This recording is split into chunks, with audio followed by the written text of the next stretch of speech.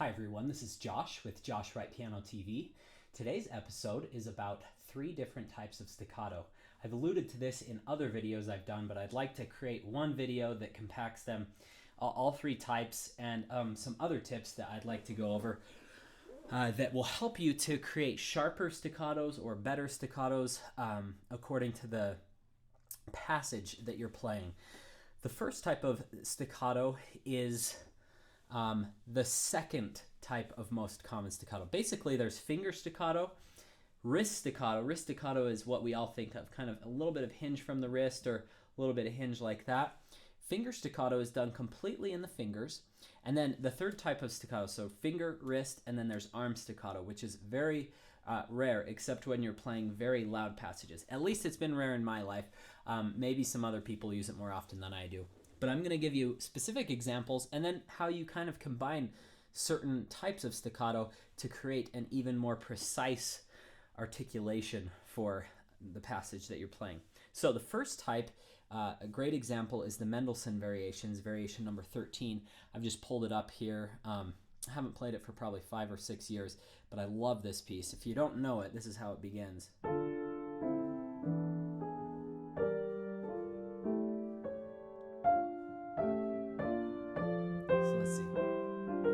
It's beautiful. Okay, anyway, this variation, 13,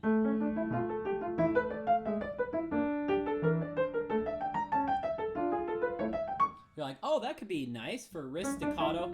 But then when you realize, that's the tempo, and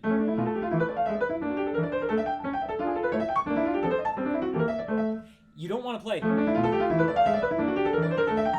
because that's way too heavy and it has to be staccato. So how could you do that? Well, you just practice plucking the fingers back a little bit. This is a big thing I've learned from teachers I've done lessons with, trained in the Russian school, is they talk a lot about taking the sound, pulling the sound from the piano, and certainly one of the most basic movements you can do at the piano is to grab the keys. It's not that you have to swipe back with your arm or even your wrist, really.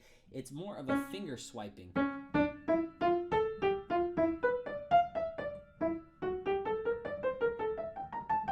Should feel very crisp and clean, like you're plucking strings.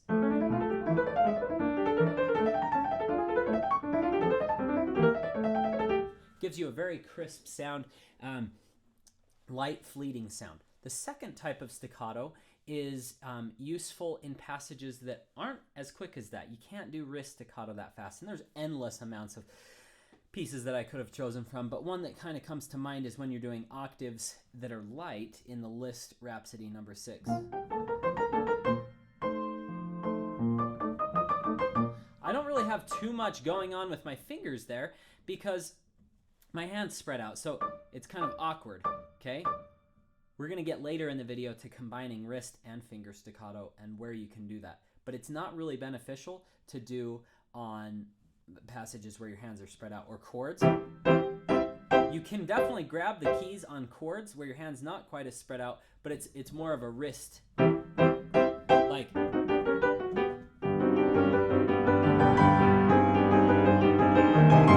that's using a lot of wrist motion. That's the Grand Polonaise by Chopin.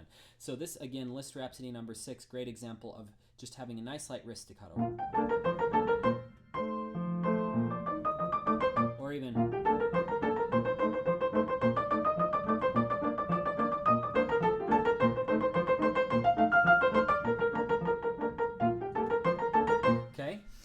next type of staccato would be arm staccato, and the only times I use this is when I want really loud sound, but I can't produce it with just my wrist. So you could take the end of that. You know, you're mostly playing from your arm, and the way I was taught is your wrist is kind of locked. It's not locked in a tense, horrible way, but it's stable. It doesn't move, and those little movements from your arm will give you the power. Another great example would be Tchaikovsky Concerto at the end. When you're trying to get those really, really fast, and I'm not nearly as fast. If you want to see something incredible, watch Martha Argerich's octaves at that point. Little blurry almost because they're going so dang fast. Pretty amazing stuff though. That's what you do. So again, hinge from the elbow a little bit. That's when you want ultimate power. I don't recommend it for most passages because you'll either end up playing harsh or slower because it's not quite as fast as this smaller mechanism. You're moving your whole arm. Okay, now for my favorite type of staccato, it's when you can combine finger and wrist. And I was doing this extensive amount of work with one of my students. He's a retired student in Canada. His name's Brian. Doing great with this Liszt Rhapsody No. 2. And we were talking about... Let's see.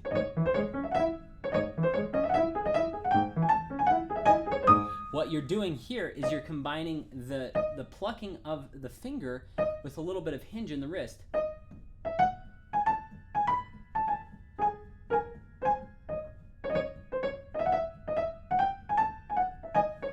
And same thing in the left. Pluck, pluck, pluck. But it's not just the finger plucking that you saw in the Mendelssohn, because I actually have time to come up. Piano is not always logical.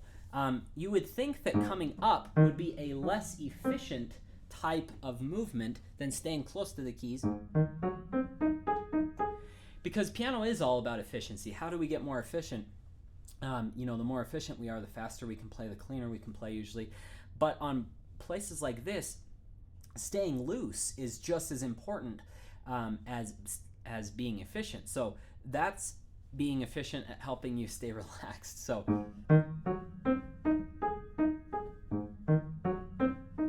you can see it looks like a little electric shock is going through my hand. What I'm doing, this is the other thing I go over in my video called Octaves Techniques. If you just Google, I'll link it in the section below, in the comments section below. If you think about it, you can only be efficient if you get back down onto these keys quick. Because you can only play up and grab and pluck. You can't really go start from above and try to pluck it. You're going to miss the note every single time. So little finger plucking and very light wrist, and it just pops up and down. Okay?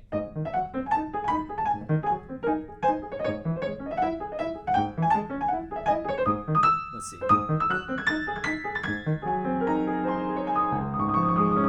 Okay? So, that is my just general basic tips on creating better staccatos. Finger, wrist, arm staccatos are the three types. And whenever possible, I combine finger and wrist together because it helps to give a more popping and bright and very precise staccato. Even if it's pianissimo, it kind of gives it that brightness and crispness that you want when you want a really sharp staccato. I haven't even talked about portamento or portato, the slurs with the staccatos underneath them. Generally with those, if you just had a C major scale with a slur over it with little staccatos, you just play. It's like a disconnected smoothness. So it's kind of like they're gentle staccatos. And depending on the character of the passage, that will determine how short you want to be on those. Don't let any teacher say, this is how you play every single portato or portamento, whatever the word is. If you know the word, please link it, because I've heard both from brilliant teachers. If you know which one's correct, I would be interested. I learn as much from you guys as hopefully you learn from me. Think about the character of the passage. The same thing. If this was a little slower, maybe we wouldn't want as crisp of staccatos and a little bit softer, but as it is here and as it's written. Okay? Anyways, I hope those tips are helpful. If any of you have any questions, my email is josh@joshwrightpiano.com. You can also email me if you're interested in private online lessons through Skype. Or if you have other video requests you'd like me to cover, I try to do about one a week or one every 2 weeks of this Josh Wright Piano TV stuff, these free short segments, and then I try to do one every other week of pro practice. So if you don't also mind liking or sharing this video, I'd be truly grateful. It helps me spread the word to more pianists, more students across the world, and helps me keep these ideas fresh for creating new videos. So thanks again for all of your support. I truly appreciate it. Have a great week. Good luck in your practice sessions.